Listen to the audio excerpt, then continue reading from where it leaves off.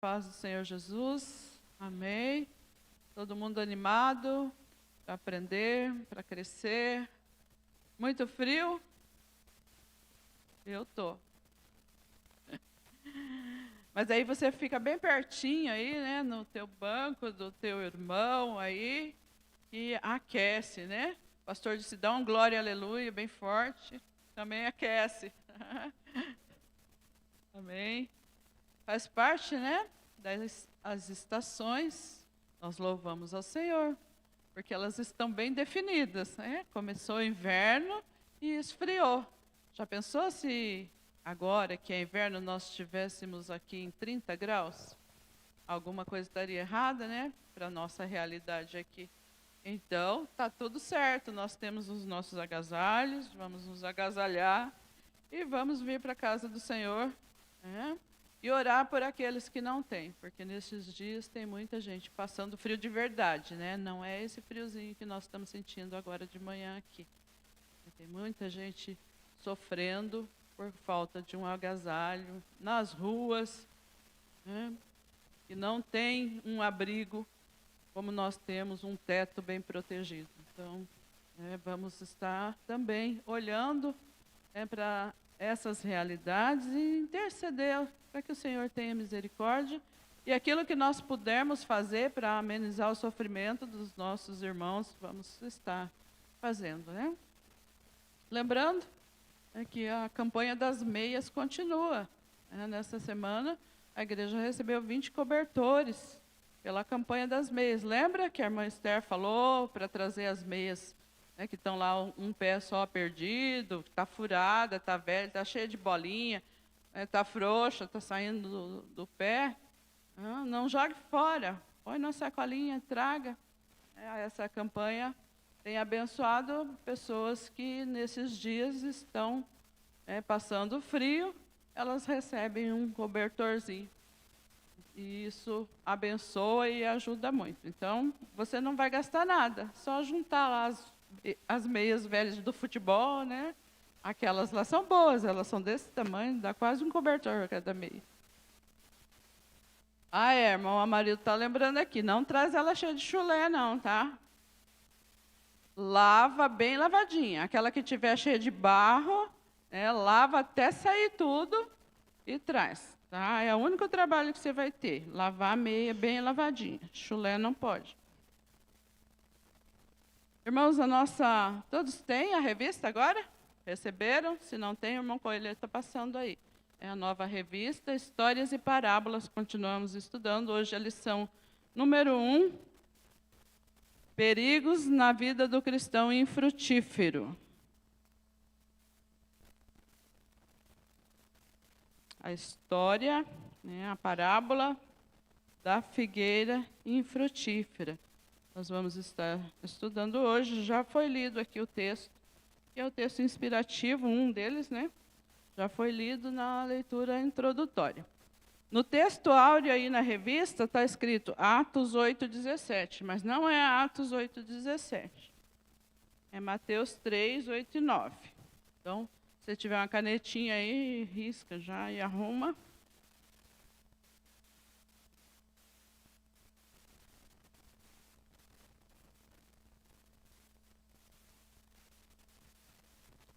Os nossos textos inspirativos, Lucas 13, 6 a 9, já foi lido, nós não vamos ler esse de novo.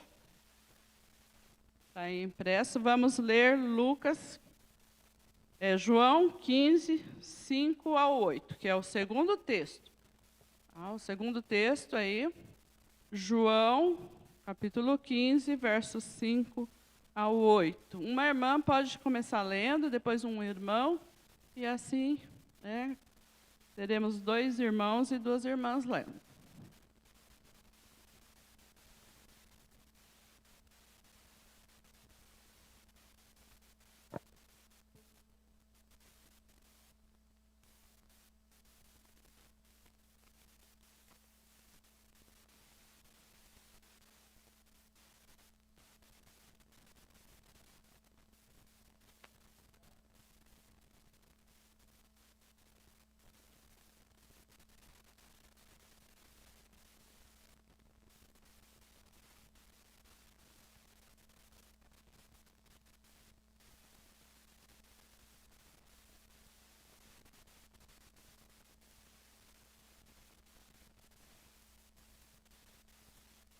Amém.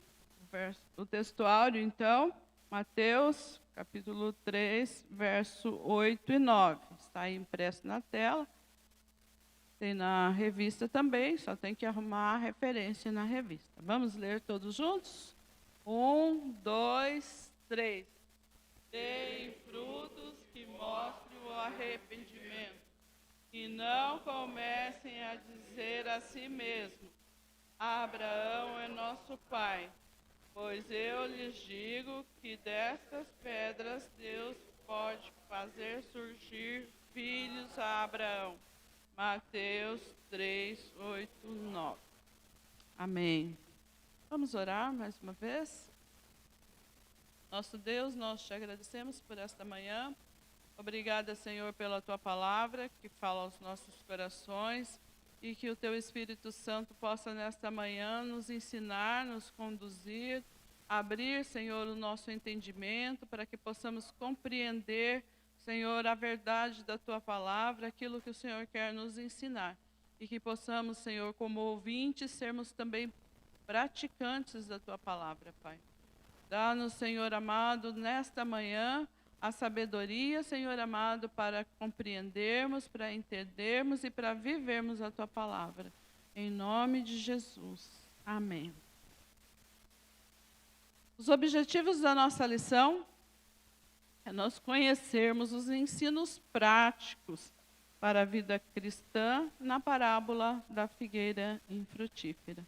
Percebermos que a vida infrutífera corre perigos e riscos de a qualquer momento ser cortada e lançada no fogo. E no praticar, sabemos que cada árvore ela produz de acordo com a sua espécie. Amém? Jesus disse que a árvore boa produz frutos bons, a árvore má produz frutos maus. Nós sabemos disso. Então, nós devemos observar a nossa vida e avaliar que tipo de árvore nós somos e que tipo de frutos nós estamos produzindo. E que tipo de árvores somos? Árvores boas, árvores más? E que tipo de frutos nós produzimos? A árvore má não produz bons frutos. Jesus disse que pelo fruto você conhece a árvore. A parábola que Jesus mencionou aí da figueira estéril, ela apresenta uma severa advertência sobre a importância de nós produzirmos frutos. Voltando um pouquinho à lição dessa semana, essa primeira lição é do pastor Elton Mello, lá da igreja do Portão, em Curitiba. Então, em João, no capítulo 15, Jesus ele fala que para produzir frutos nós precisamos estar ligados nele, permanecendo nele. É o texto que nós acabamos de ler aqui. Quem permanece em Jesus produz muitos frutos. E aquele que não está produzindo fruto, ele limpa para que produza fruto. O ramo que não está produzindo, ele limpa. Mas se o ramo não permanecer em Jesus, esse ramo ele seca. Quem tem árvore frutífera no seu quintal? Alguém tem aí um pé de limão, um pé de laranja? Um abacateiro?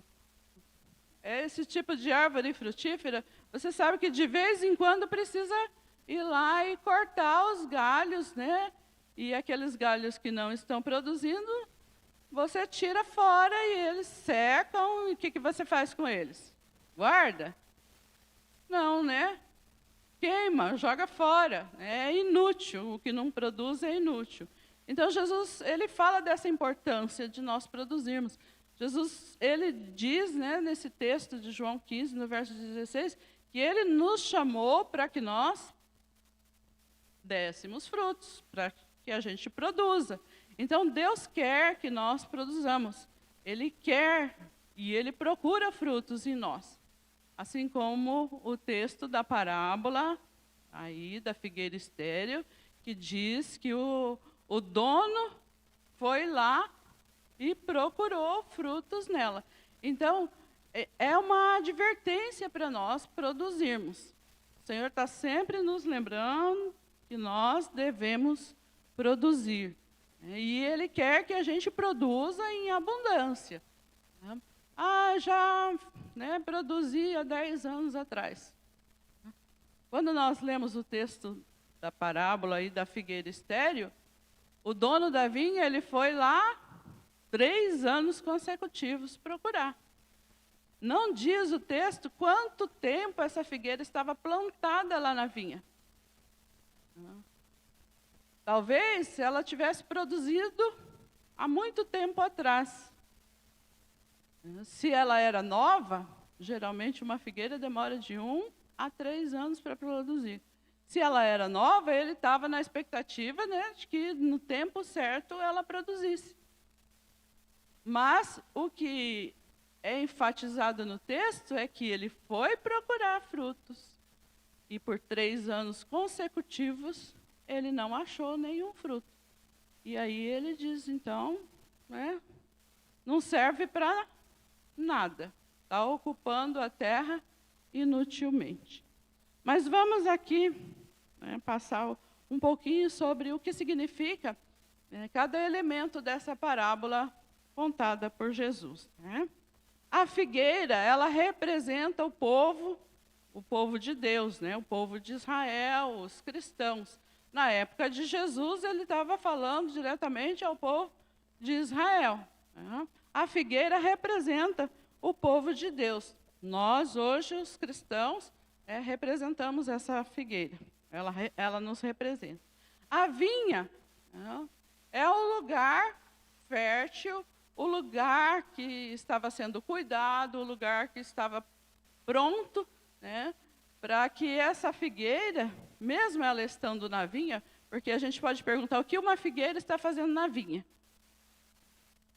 Mas era um lugar que estava sendo adubado, cuidado, cultivado, protegido. Mesmo ela estando na vinha, parecendo que não tinha nada a ver com a figueira, era um lugar apropriado para que se produzisse frutos qualquer outra árvore que estivesse lá. A terra estava preparada para que ela crescesse e produzisse. O dono da vinha simboliza Deus, o Pai, que busca frutos na vida do seu povo. O vinhateiro, o jardineiro, o cuidador da vinha, simboliza Jesus, que é o nosso intercessor misericordioso, e ele está o tempo todo diante de Deus, diz a palavra, intercedendo por nós. Ele é o nosso advogado e ele intercede por nós, para que haja arrependimento. Ele pede mais tempo. Ali na parábola, o dono da vinha diz 3 anos, corta, não serve para nada. Mas ele diz, deixa mais 1 ano. Eu vou cuidar mais um pouco, eu vou regar, eu vou adubar, para que ela produza. Se não produzir, então, depois desse tempo, o Senhor corta. O fruto é arrependimento verdadeiro, vida transformada. Lucas, capítulo 3, verso 8, Jesus falando, João Batista falando, produzam frutos dignos de arrependimento. Amém. Sérgio me cortou ali. Vamos orar, pelo momento 10:2. Ceifeiros para a seara. Vou pedir ao irmão Amarildo, está com o microfone? Faz essa oração, irmão.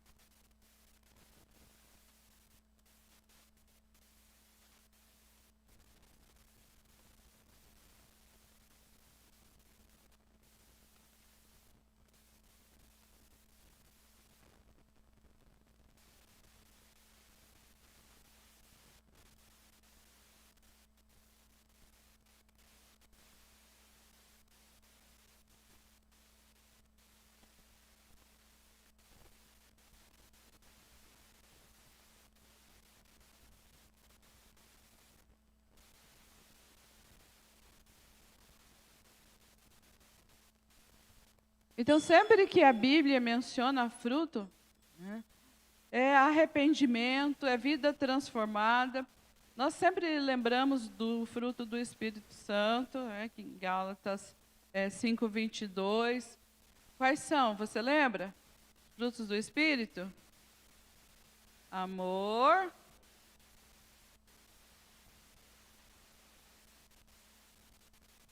Não entendi nada. Eu acho que outra pessoa qualquer que tivesse ouvido também não tinha entendido. Fala com convicção. Qual que é? Amor, alegria, paz, longanimidade, benignidade, bondade, mansidão, domínio próprio. Esperança, domínio próprio. Nós sempre lembramos, quando fala em fruto, nós lembramos desse texto. Eu não tenho todos. Mas o fruto é um só. É fruto do Espírito. E a gente sempre, quando ensina as crianças, a gente mostra lá uma tangerina, uma pocã, E é um fruto só, mas tem vários gominhos, que você consegue separar, Então, o fruto do Espírito Santo é assim também, Ele é um todo, então nós precisamos buscar esse fruto, produzir. E só produz o fruto do Espírito Santo quem já tem uma vida transformada, que já passou, que já produziu o fruto do arrependimento. Então, para produzir fruto do Espírito Santo, uma pessoa que não foi transformada por Jesus, ela não consegue. Ela fica até tentando ser boazinha, ser calma, ser tranquila.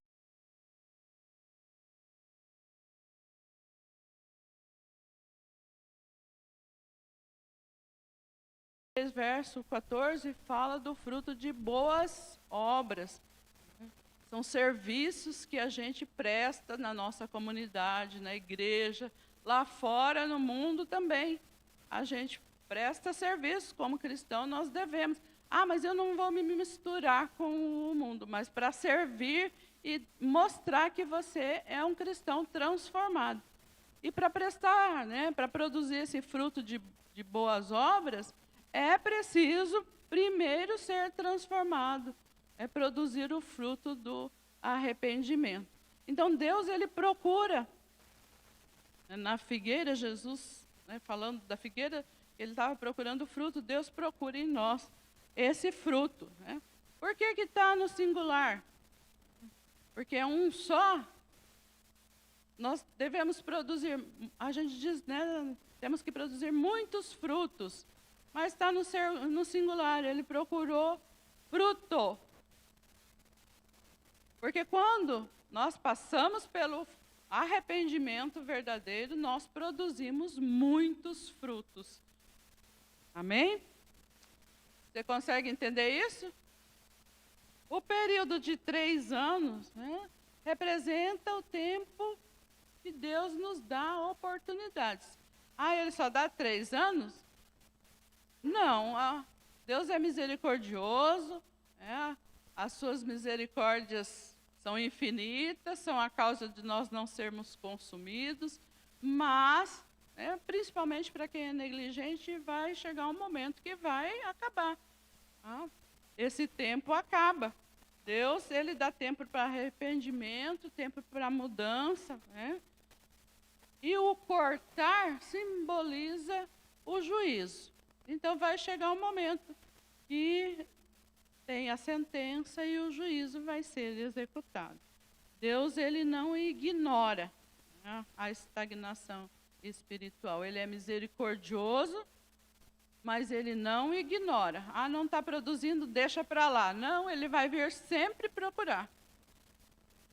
E enquanto ele está dando oportunidades, nós devemos aproveitar. Como povo de Deus, somos a figueira, povo de Deus, devemos aproveitar as oportunidades.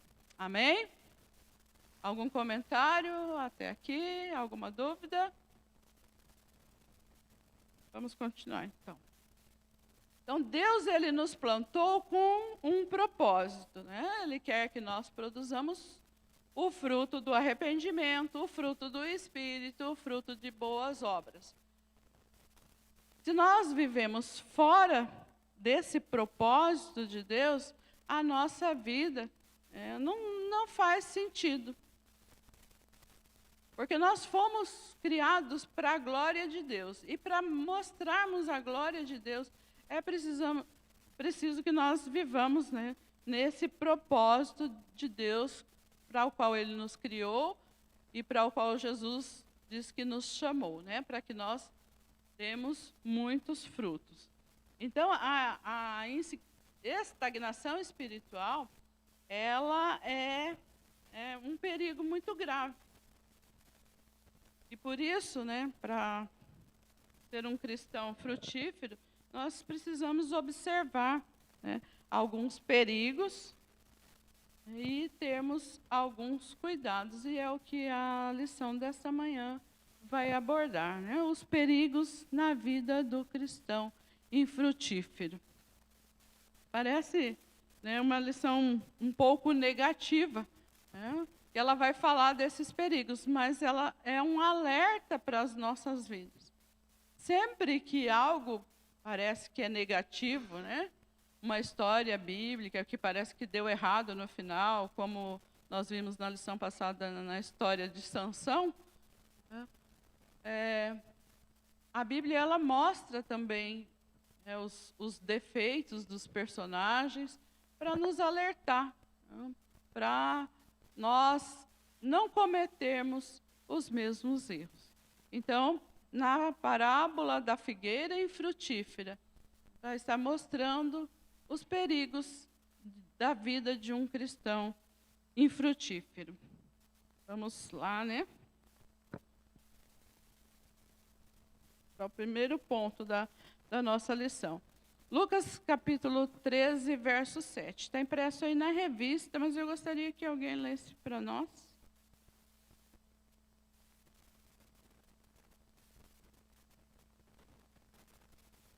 O que diz Lucas 13, 7?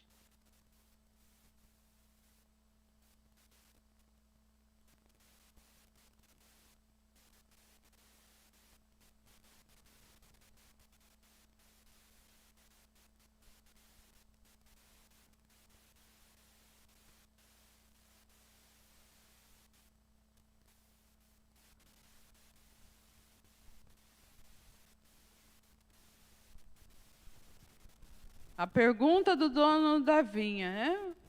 Por que deixar essa figueira tomando espaço inutilmente? Por que ela está aí inútil? Inútil é algo desnecessário. Você sabe, né?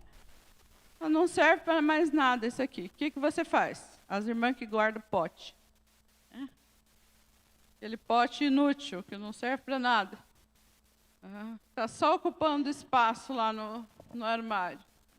Às vezes tem uma roupa que não serve para ninguém, não serve para nada, já passou da moda e está guardada lá, só ocupando espaço.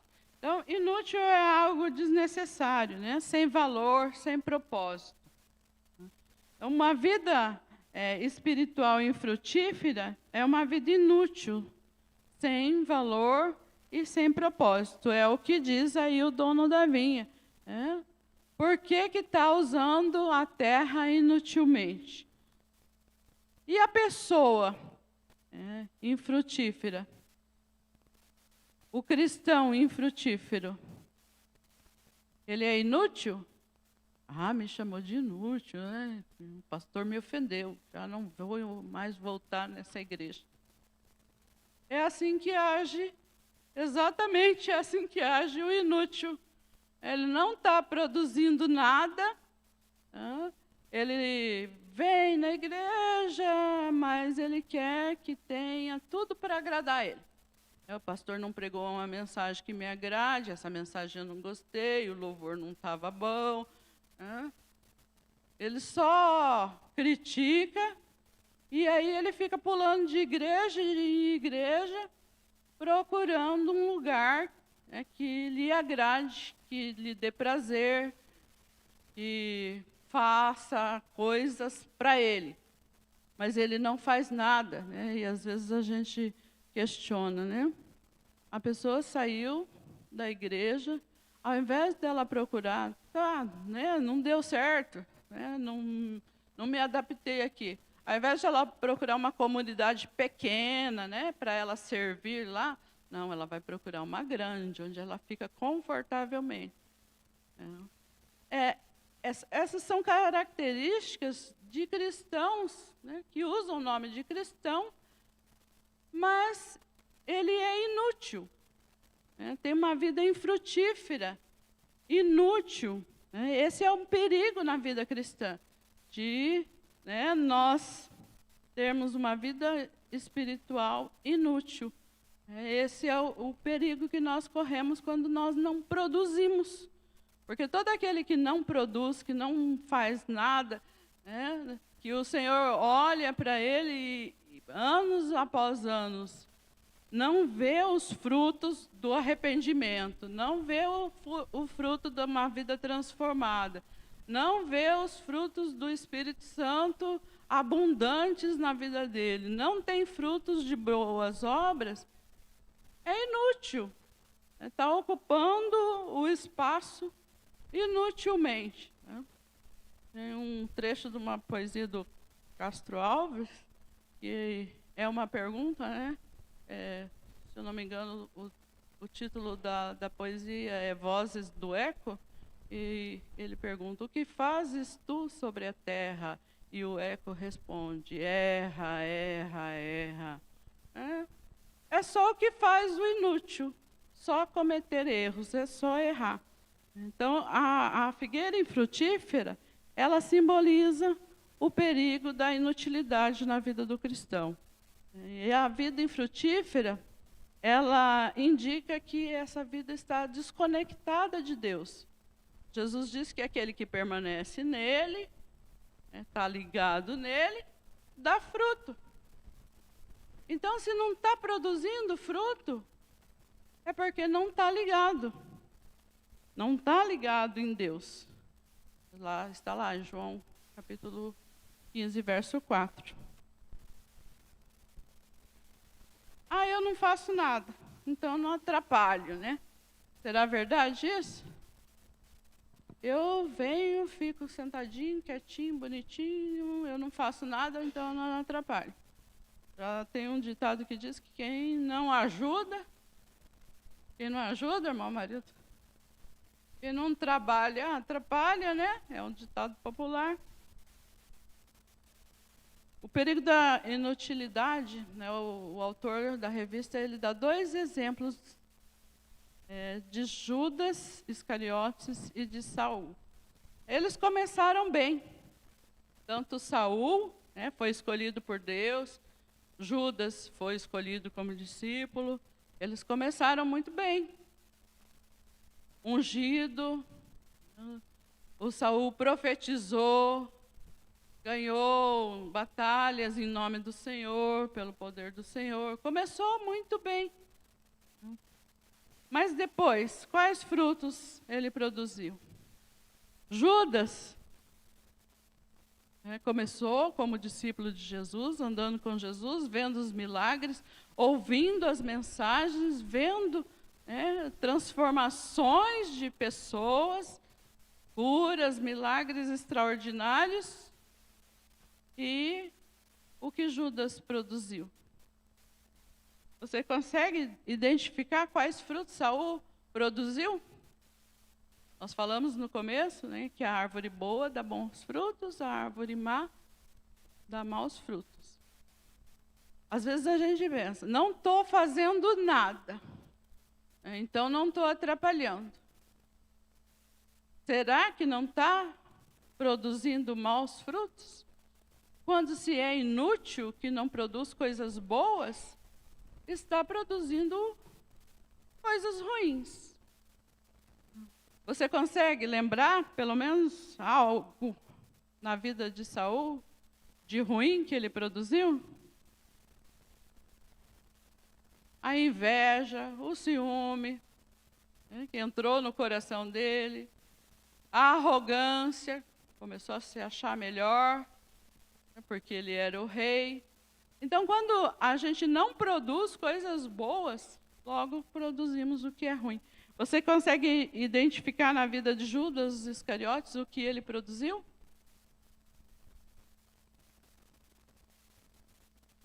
Ganância, o amor ao dinheiro, né? Traição, o que mais? A hipocrisia de Judas, hipocrisia religiosa de Judas, né, por causa da ganância. Né? Lá no Evangelho de João diz que quando a Maria adorava Jesus, derramando lá o perfume caro, o que Judas fez?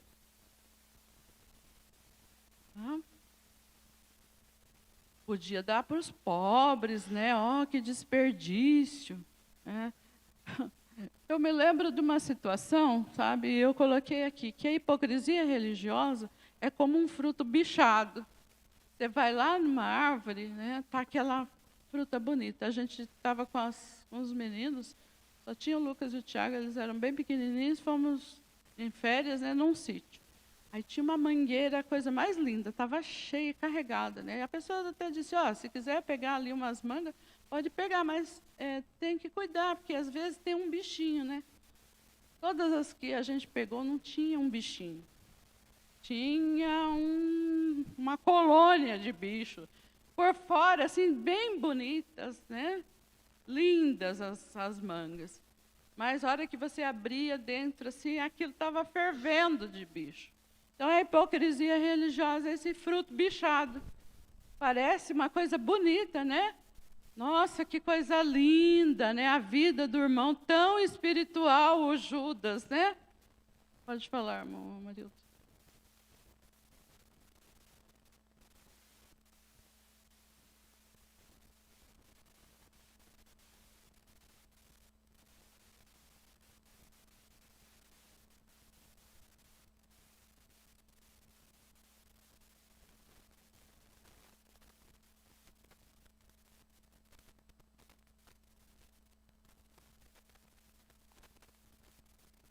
Viram que não era tão interessante matar, usar, por exemplo, um fuzil para matar o inimigo, era mais interessante ferir. Porque quando você mata, aquela tropa, se ela tiver em apuros, ela acaba deixando o corpo para trás e segue.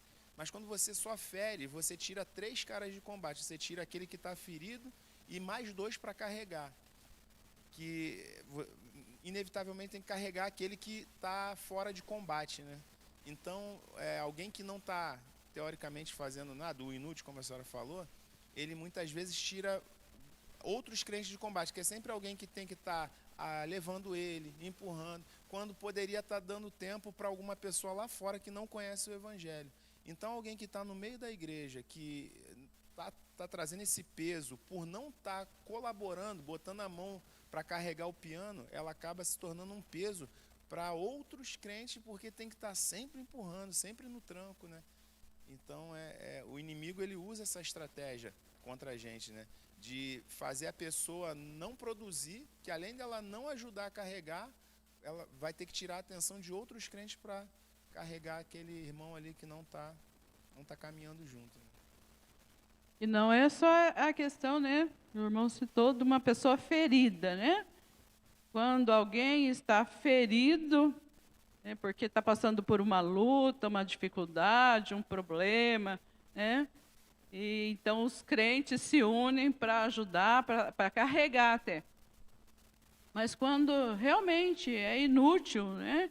Que só reclama, que só murmura, e aí muitas vezes o crente que está produzindo, ele tem que focar naquele, tipo, para não perder ele, né?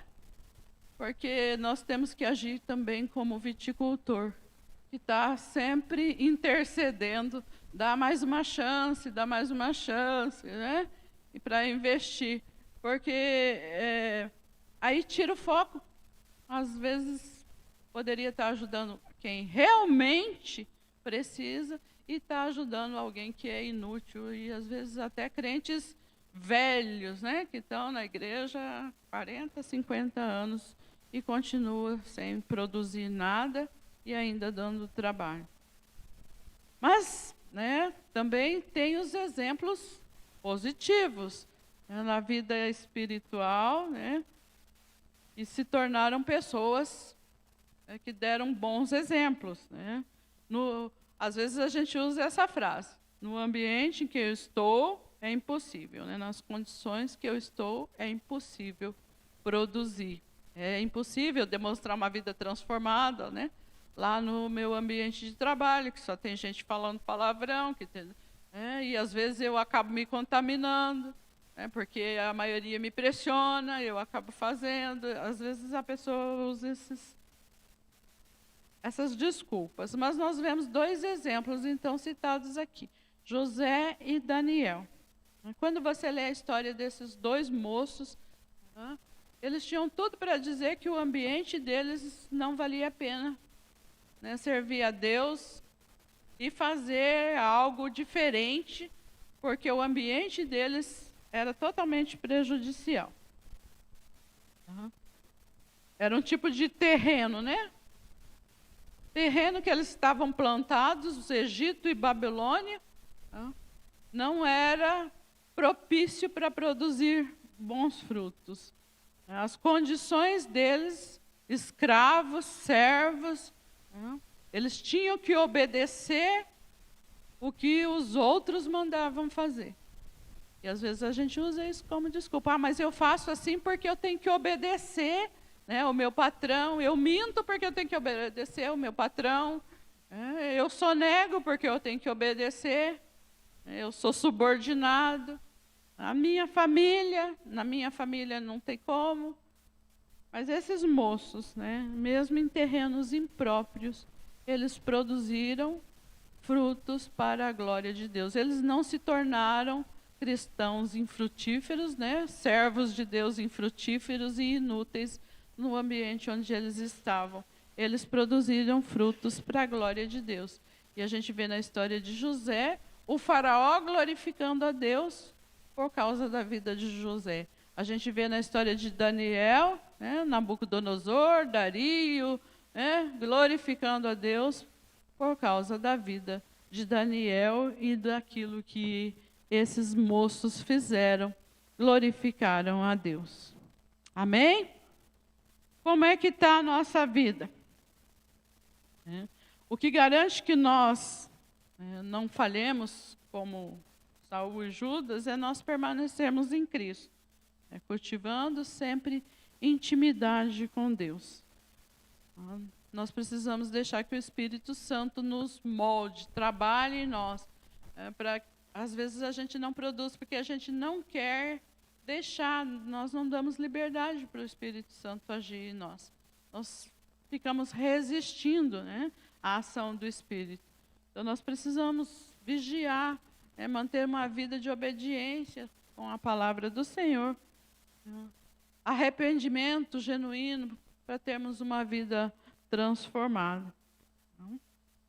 Que tipo de frutos nós temos produzido? Que tipo de fruto você tem produzido ultimamente? E como podemos evitar, então, a inutilidade na nossa caminhada cristã? Você tem algum testemunho para contar sobre a tua vida? Como você produz? Como você faz para evitar essa inutilidade espiritual? Você compreendeu bem esse ponto da lição? Amém? Vamos lá, então. O segundo ponto da lição, o segundo perigo, é o perigo da acomodação religiosa. Mateus capítulo 3, verso 8 a 9. É o texto áudio aí da nossa revista. Deem frutos que mostrem o arrependimento de vocês e não comecem a dizer a si mesmo: Abraão é nosso pai, pois eu lhes digo que destas pedras Deus pode fazer surgir filhos a Abraão. É o João Batista repreendendo ali os fariseus, que viviam uma acomodação religiosa. Por causa da tradição, nós somos os melhores, porque nós somos filhos de Abraão. Eles se apegavam nisso. E na oração do fariseu lá e do publicano, nós vemos Jesus mostrando quem saiu perdoado, o fariseu ou o publicano. O fariseu chega no templo e diz: eu sou servo de Deus, eu dou o dízimo, eu não sou como esse pecador aí. Então, a arrogância, por causa de uma tradição religiosa.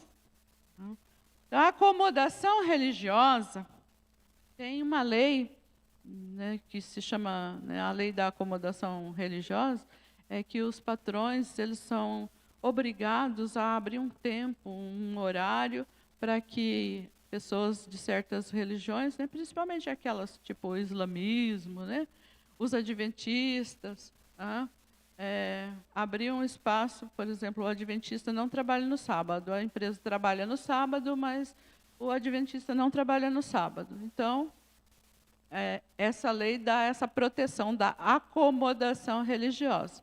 Essa pessoa, por causa da sua religião, não precisa trabalhar nesse dia, nesse horário. Tá? Mas o que a lição está falando aqui de acomodação religiosa não é isso. A acomodação religiosa é o estado de conformismo espiritual, em que a pessoa mantém uma aparência de religiosidade, mas não há um compromisso verdadeiro com Deus. Isso é acomodação religiosa no contexto da nossa lição aqui. Quando alguém frequenta os cultos, as reuniões, só formalmente, só para ter cargo, título, ela só vem por obrigação, ela só faz para cumprir o ritual. Isso é acomodação religiosa, não tem uma busca de santidade, de transformação, não demonstra que a sua vida já foi transformada. Ela vive acomodada.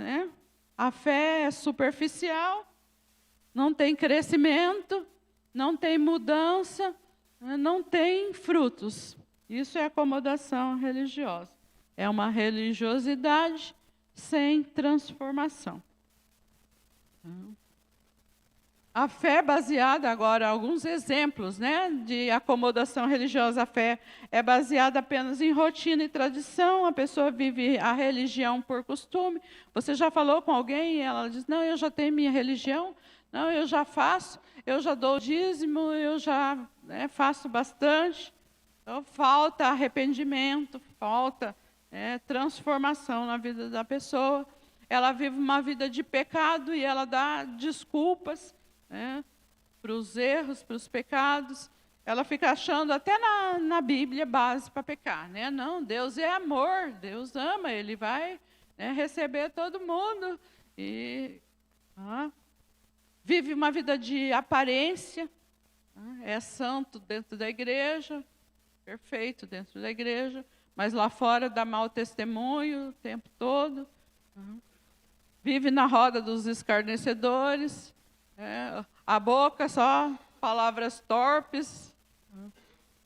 Então, a pessoa que vive essa acomodação religiosa, ela deixa também de vigiar e se preparar para a volta de Jesus. Ela vai vivendo assim como se Jesus não fosse voltar. E quando fala da volta de Jesus, não, pode demorar bastante ainda, não tem problema, pode demorar, não faz nada para apressar a vinda de Jesus, como a Bíblia diz que nós devemos fazer para apressar. O cristão verdadeiro, ele anseia para a vinda de Jesus. Aquele acomodado religioso, que tem uma vida só de aparência religiosa, quer que Jesus demore bastante tempo para aproveitar o mundo.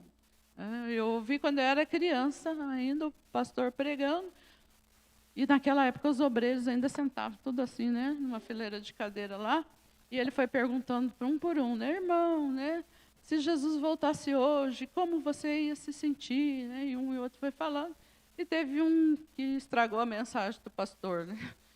Ah, pastor, eu ia ficar muito triste, porque esse mundo é tão bom.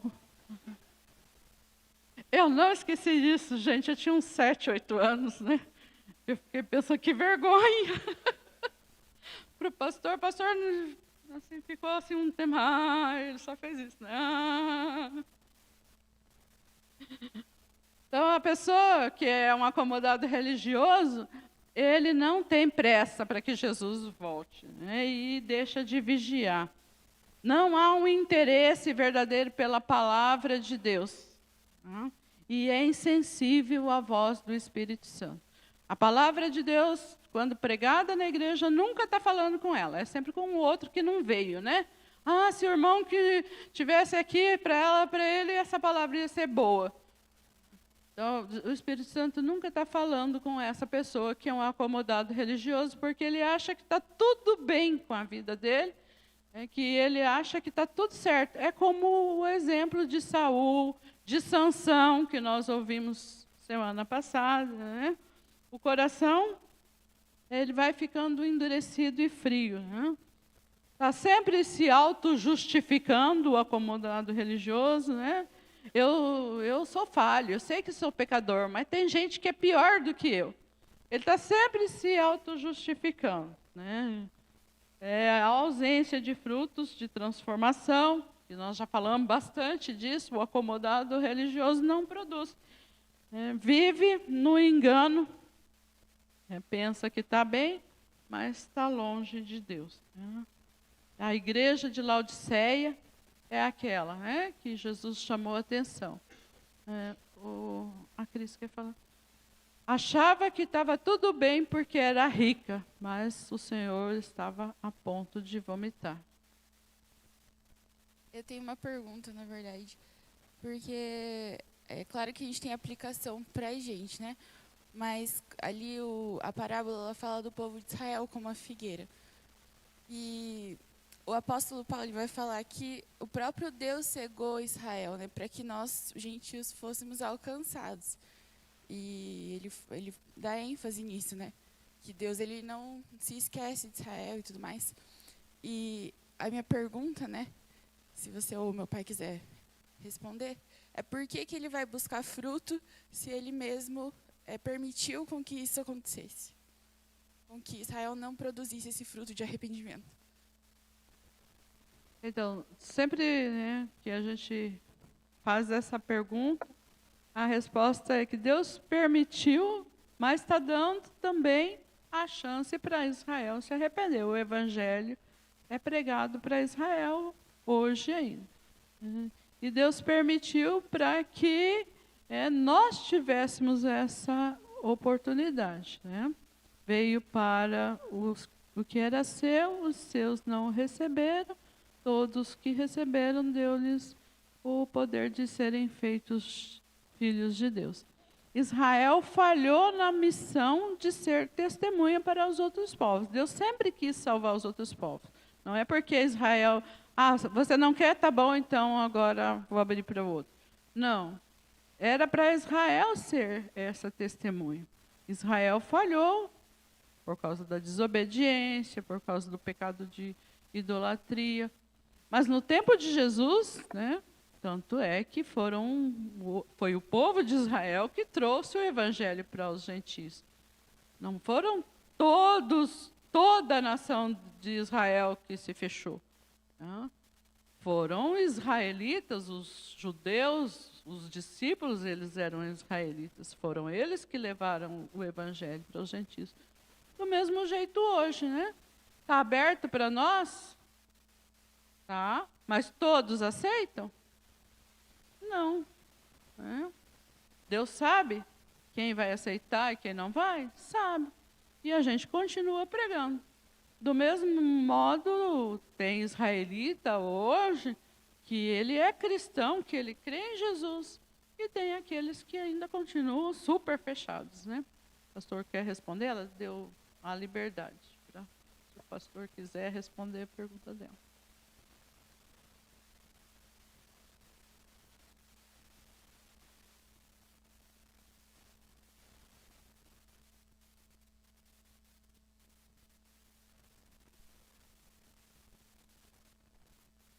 E é contextualizada para Israel ainda. Ainda está buscando frutos em Israel, como ele busca frutos em nós também. Graça e paz, irmãos, bom dia. A pergunta da Cris é interessante, porque ela fez a seguinte pergunta: como Deus busca fruto em alguém que ele mesmo endureceu? Essa é a pergunta, né?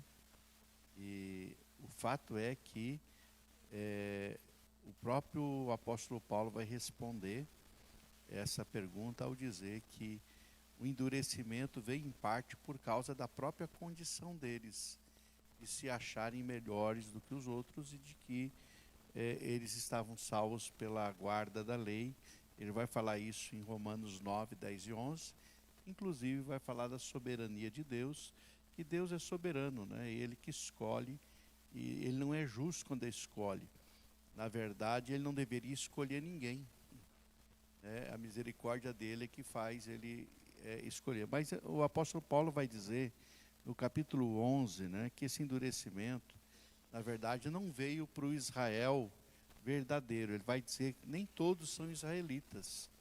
Ele vai dizer que há, assim como no tempo de Elias, os 7.000 que não se dobraram a Baal. Então, na verdade, ele vai buscar sempre o fruto, porque ele espera esse fruto.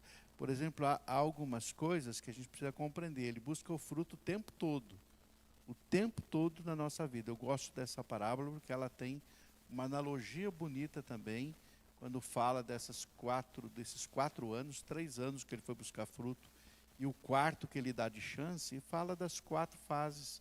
Eu gosto de fazer essa analogia com as 4 fases da vida do ser humano. Ele busca fruto na infância, na juventude, na fase adulta e na velhice.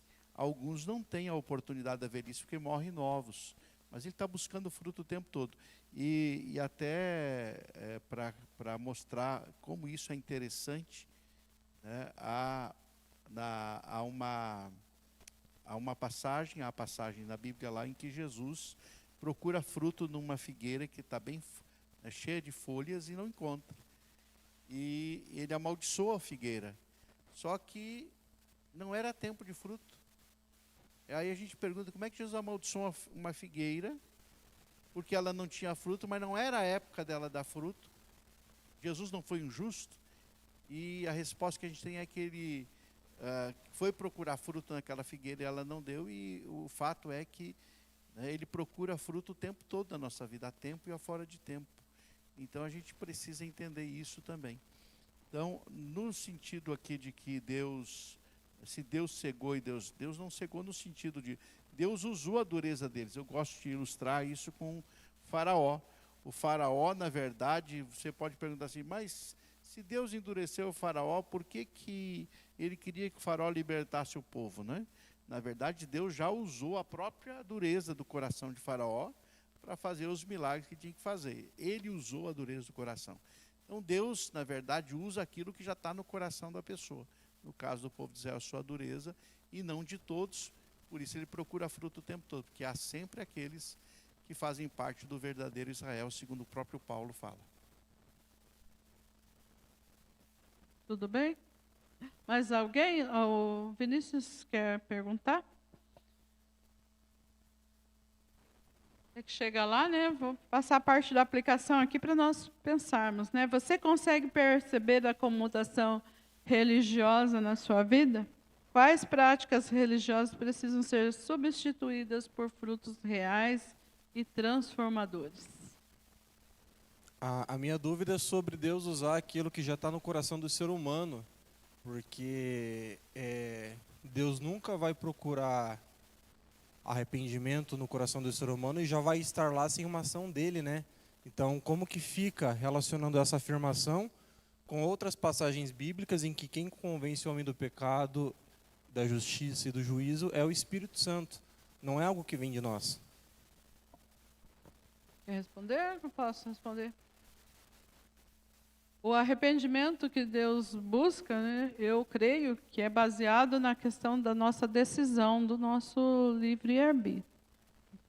E é o Espírito Santo quem nos convence. Mas sem o Espírito Santo, nós não temos arrependimento verdadeiro. Tá? Mas quando a gente decide mudar de vida, né, que a gente reconhece que... Porque, para a gente reconhecer, nós precisamos ser alertados. Tá? Então, o tempo todo nós estamos sendo alertados pela palavra de Deus, pela pregação. É por isso que a gente vai para uma pessoa que não conhece Jesus e fala a verdade para ela, né? Então, quando essa pessoa decide, né, eu quero mudar de vida, o Espírito Santo começa a trabalhar isso na nossa vida, né, na vida dessa pessoa. Entendeu, meu filho? Mais ou menos?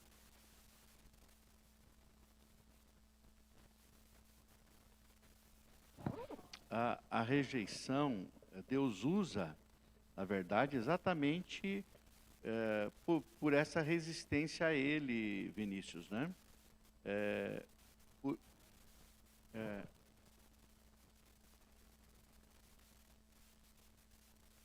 Mas só que tem um detalhe, por isso que o escritor aos Hebreus vai dizer, né?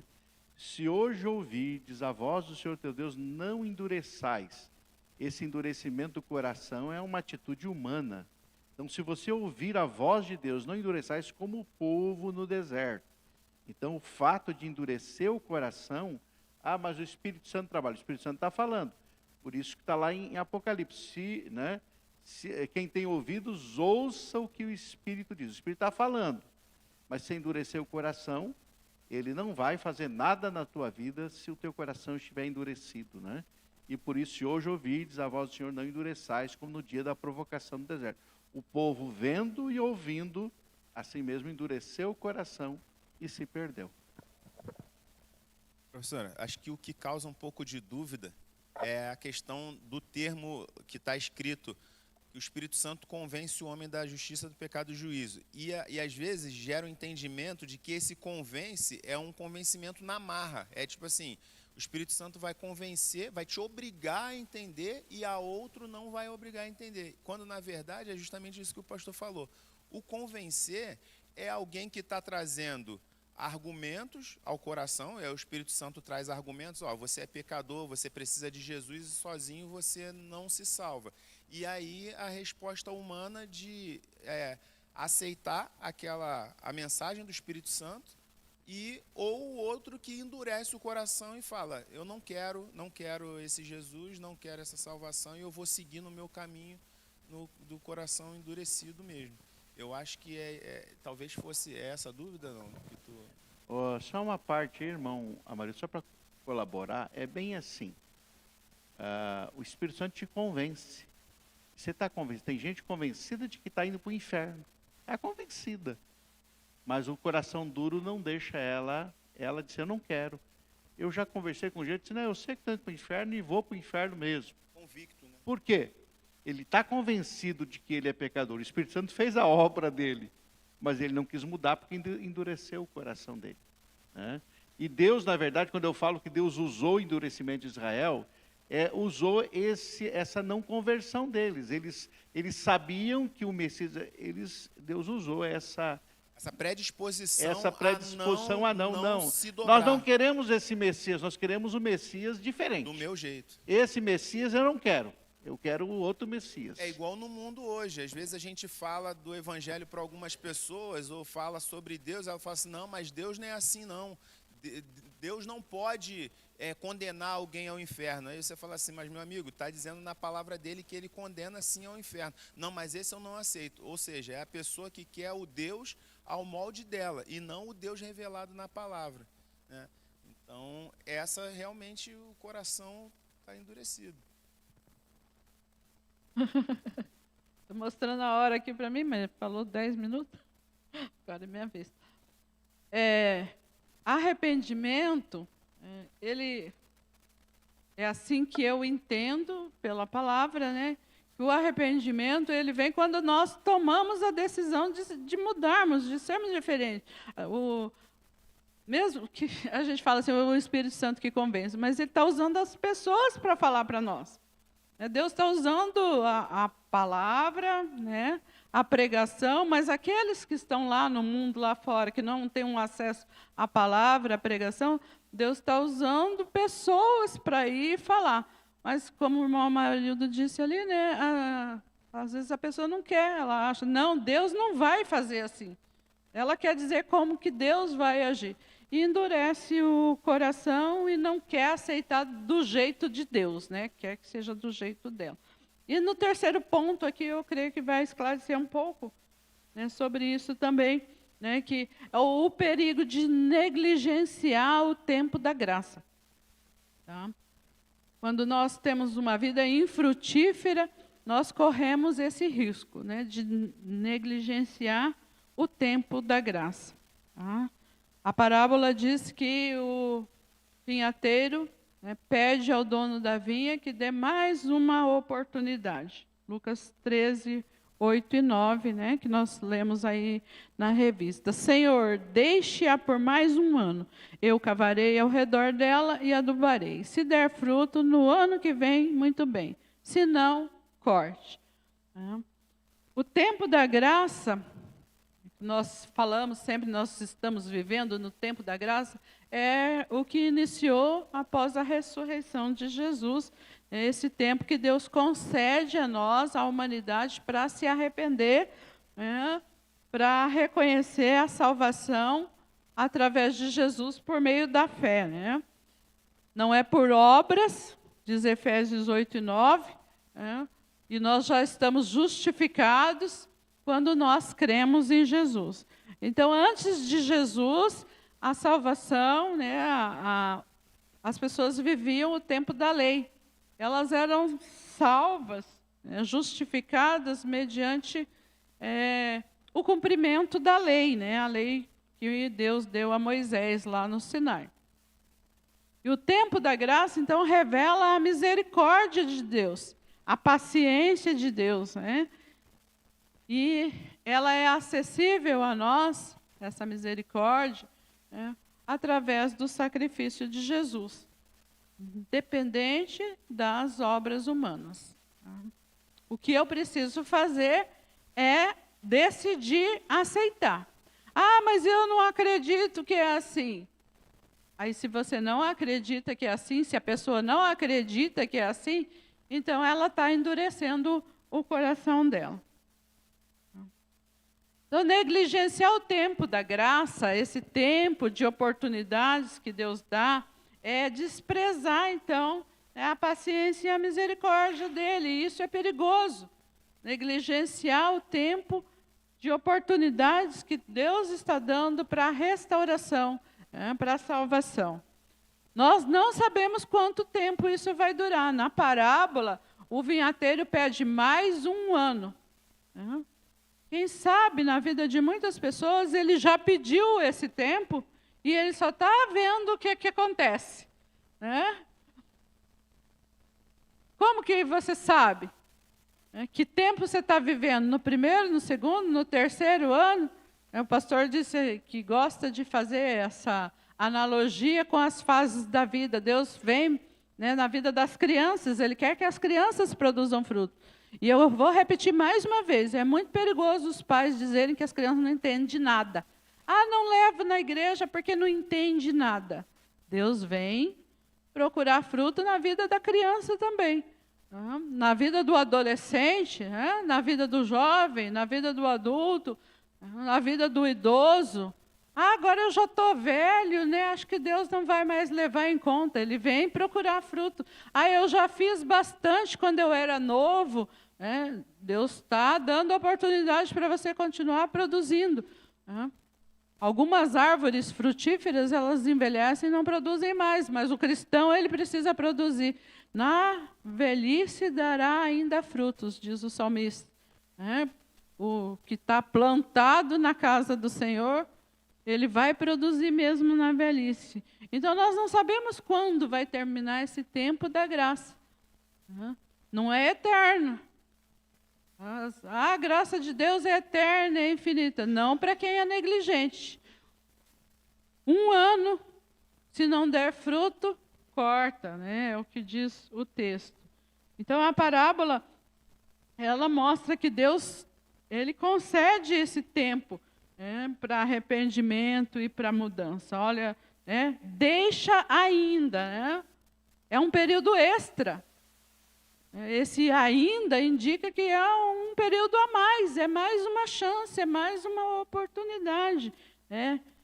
Este ano, né? Deixa ainda este ano, quer dizer, o período é limitado. A graça é abundante, mas um dia a porta da graça ela vai se fechar. Tá? Deus ele é longânimo. O tempo da graça mostra isso, que Deus ele é longânimo, ele dá oportunidade para arrependimento. No tempo da graça, o cuidado é renovado. Deixa mais um ano, e abandonou lá. Não, ele ia cavar, ele ia cuidar, ele ia adubar. Então, no tempo da graça, o cuidado ele é renovado. No tempo da graça, há uma nova chance para real mudança. Deus ele continua longânimo, paciente, misericordioso, ele continua investindo nas nossas vidas e ele espera que nós produzamos frutos. Negligenciar esse tempo da graça, né, o autor diz que corre riscos de consequências assim irreversíveis na vida financeira, na vida familiar, né? Mas eu acrescento que não é só isso, porque o pior de tudo não é a vida financeira, né? Que quando a gente não produz frutos, as bênçãos de Deus não vêm na nossa vida. Mas não é só as bênçãos materiais, não. É o risco de perder mesmo a salvação, de ser cortado, porque é inútil, vai ser cortado, é o que diz a parábola, né? Então, o risco de perder a salvação, esse esfriamento espiritual, que a pessoa vive, né, uma vida vazia, quando se é inútil, que não se produz, vive uma vida vazia, vive procurando preencher, e às vezes não vai lá para o mundo, porque, eu sei que lá é errado, né? Mas continua dentro da igreja, só nessa religiosidade vazia, e não sente alegria, não tem prazer de estar na presença de Deus, na casa de Deus, não tem prazer de orar, não tem prazer de ler a palavra, não tem prazer de estar junto com os irmãos em comunhão, por causa dessa vida infrutífera e inútil. E aí vai se esfriando, vai se endurecendo, vai abandonando a fé. Quantos crentes você ouve dizer, eu não oro mais, porque eu não sei se Deus responde? Ele vai abandonando a fé e corre esse risco de perder mesmo a sua salvação. Então, nós não podemos negligenciar o tempo da graça de Deus, né? Estamos valorizando isso? Esse tempo que Deus tem nos dado de oportunidades para produzir? Como nós podemos aproveitar mais isso, né? A parábola da figueira, concluindo, é uma série de advertências sobre os perigos da vida cristã sem frutos. Deus espera resultados concretos de arrependimento e de transformação. E nós devemos usar sabiamente o tempo da graça, abandonando a acomodação religiosa, lutando contra a inutilidade espiritual, para refletirmos frutos dignos em nossa vida, que demonstram a nossa fé com Cristo. Amém? Obrigado, irmãos, pela atenção, pelas participações e as colaborações. Eu devolvo a palavra, então, irmão Moisés. Se você foi tocado por essa mensagem, não deixe de curtir esse vídeo. Inscreva-se no nosso canal no YouTube e assim você pode ter acesso a mais mensagens como essa para edificar a sua vida. E se você deseja fazer parte da nossa igreja, ter mais acesso às nossas informações e novidades, é só você baixar o nosso aplicativo no seu celular. Baixe gratuitamente. É só você abrir a loja virtual no seu celular e digitar IBI Cascavel. Ali você baixa o nosso aplicativo e tem mais acesso às nossas novidades e faz parte dessa família também. Deus te abençoe e um grande abraço.